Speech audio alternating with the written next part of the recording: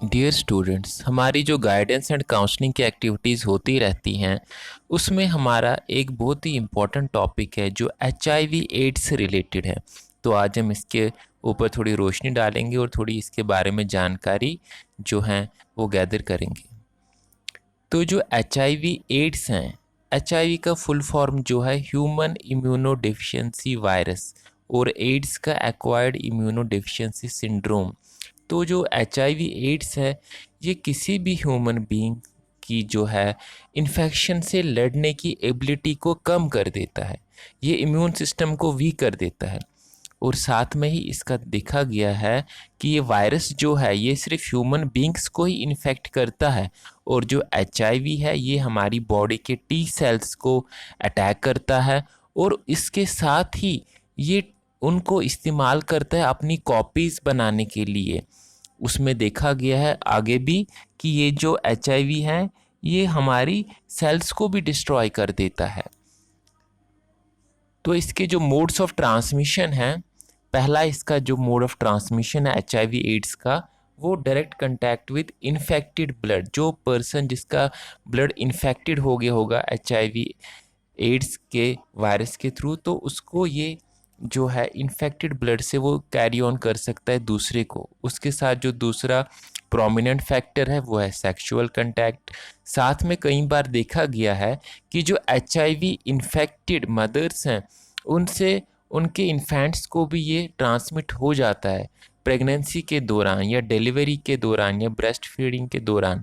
तो इसमें कई बार जो प्रेग्नेंट मदर्स होते हैं उनके भी टेस्ट कराए जाते हैं और कोशिश की जाती है कि जो इन्फेंट्स हैं उनको बचाया जाए, उनकी लाइफ को सेव किया जाए। साथ में जो HIV एड्स हैं इसमें कई मिसकंसेप्शंस हैं।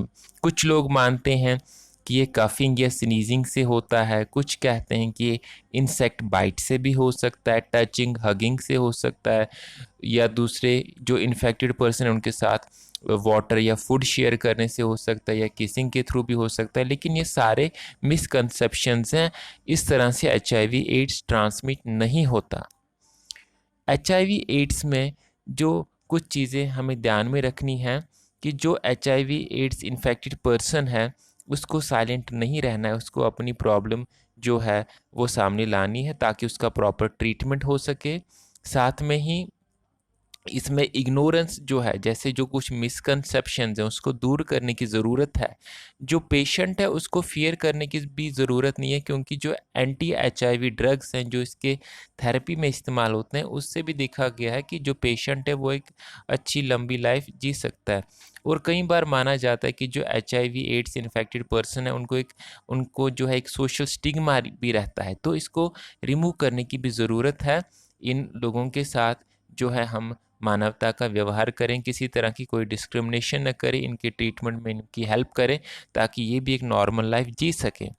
और इसमें एक जो ट्रीटमेंट अभी चलता है HIV एड्स में वो एंटी रेट्रोवायरल थेरेपी होती है, जिसमें जो HIV एड्स इन्फेक्टेड पर्सन है उसको एंटी HIV ड्रग्स दे के उसका ट्रीटमेंट किया जाता है। और काफ़ी केसेस में ये देखा गया है कि जो इन्फेक्टेड पर्सन है वो भी एक नॉर्मल लाइफ जीता है।